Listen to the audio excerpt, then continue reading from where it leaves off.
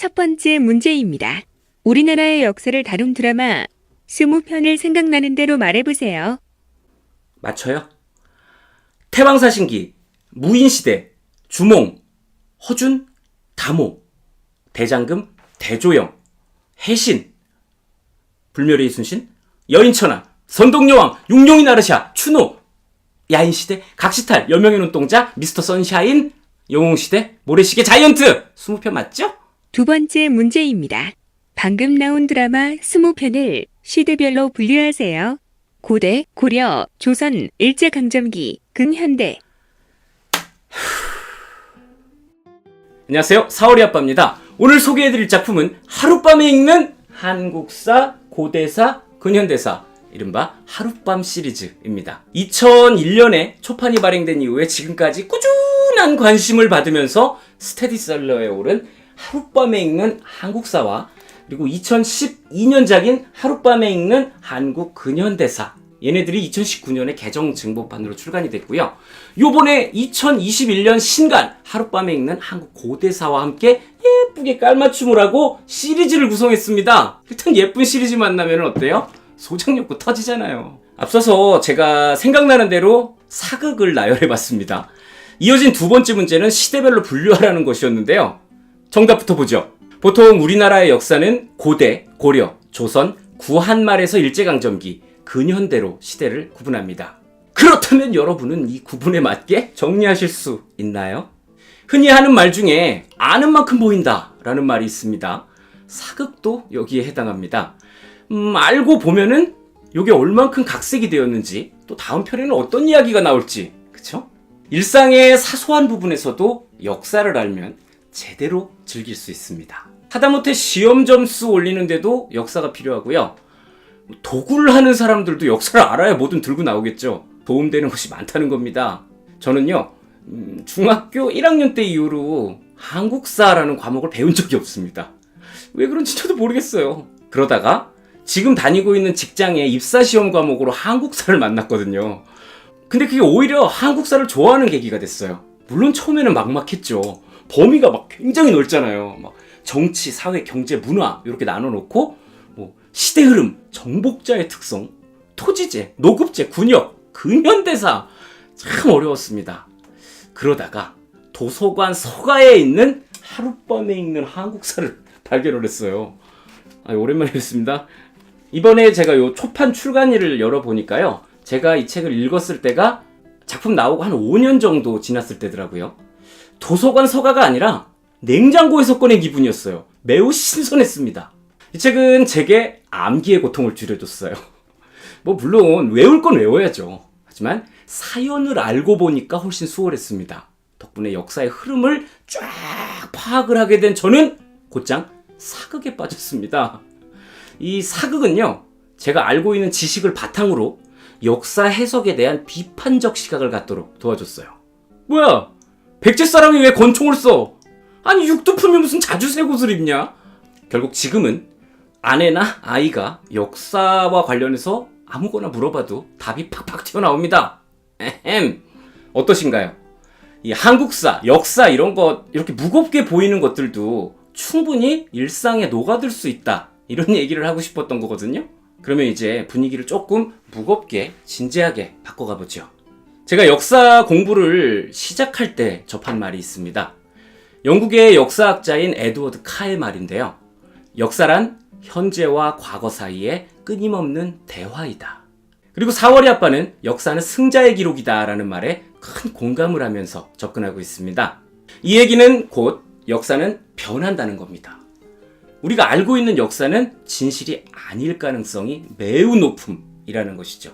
그런데 마침 하룻밤에 읽는 한국 고대사, 여기 머릿말에 이런 제 생각을 그대로 담아놨더라고요.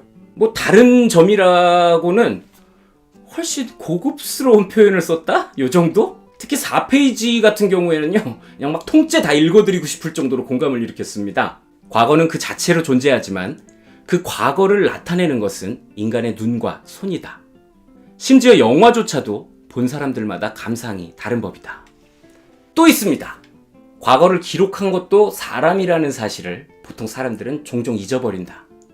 기록한 사람이 어떤 관점에서 과거를 보았는지를 생각해 보아야 한다.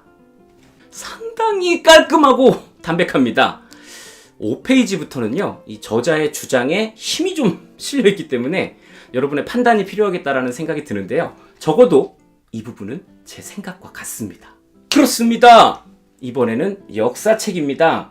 제가 이 책 출간일에 맞춰서 책을 추천해 주실 수 있겠냐라는 문의를 딱 받아놓고는 다른 책에 비해서 거의 2배 가까운 시간을 고민을 했습니다.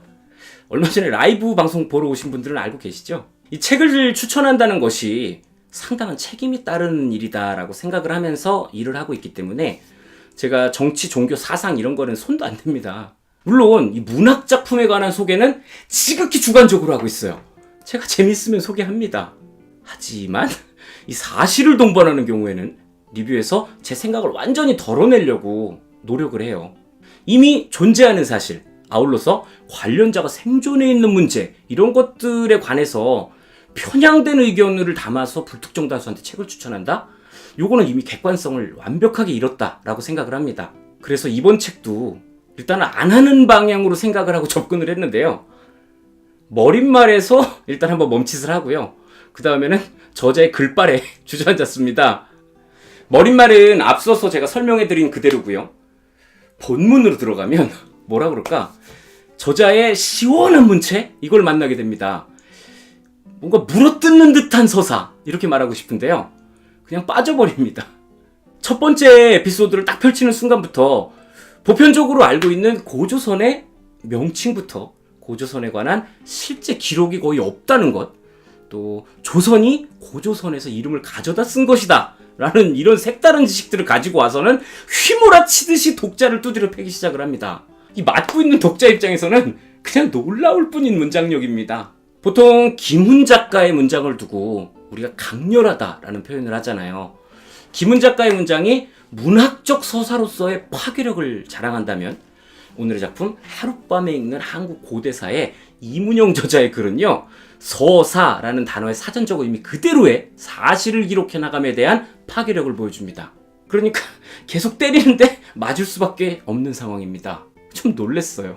그래서 실제로 이분을 만나서 대화를 나눈다거나 강의를 들으면 어느 정도일까 하는 호기심까지 생길 정도로 휘몰아치듯이 그냥 막 뭐가 날라옵니다. 이분 약 팔아도 잘 팔 것 같아요. 언제 한번 기회 되면 커피 한 잔 딱 놓고 저하고 역사 끝말잇기 이런 거 한번 해보고 싶습니다. 이 책에는 한국사 전체를 쫙 펼쳐놓고 그 중에 고대사에 관한 이야기를 하고 있습니다. 고조선부터 고려 전까지의 이야기인데요. 이게 조선 역사에 비교를 하면 더 먼 시기의 이야기다 보니까 자료가 부족할 수밖에 없고요. 그나마 몇 개 건져낸 자료들을 가지고 역사학자들이 각자의 주장을 가지고 멱살을 잡고 있는 그런 시기죠. 목차 한번 살펴볼게요. 고조선이라는 나라의 이름, 요거부터 시작을 해서 고조선의 역사를 전하는 책에는 어떤 것들이 있을까? 원삼국 시대란 무엇인가? 기이하게 조명받지 못한 부여라는 나라. 귀신이 되어도 여자를 만난 진지왕. 발의 국호에 숨은 비밀. 이런 식으로 타이틀을 뽑았습니다. 그리고 이 안에 담겨있는 이야기들은 앞서 말씀드린 대로 휘몰아치는 글발로 무장한 매우 설득력을 가지는 문장들입니다. 여러분이랑 같이 읽어보기에 충분하다는 생각이 드는 책이에요. 그러면 이번에는 시리즈에 관한 이야기를 조금 더 해보겠습니다. 이 세 권은 시리즈로 묶이는 책입니다. 근데 하룻밤에 읽는 이라는 공통점이 있을 뿐 다른 책이에요. 특히 이 앞서 출간된 요 두 권과 요번에 새로 출간된 요 책은 저자도 다릅니다. 그래서 이 설명드렸던 압도적인 글발, 요거는 한국 고대사만이 가지는 특징이고요. 요 다른 시리즈는 압도적이라기보다는 친절함이 강하다. 그렇게 설명을 하고 싶어요. 아니 그러면 한 권만 들고 오지 이걸 또 왜 세 권 다 들고 와서 이러냐?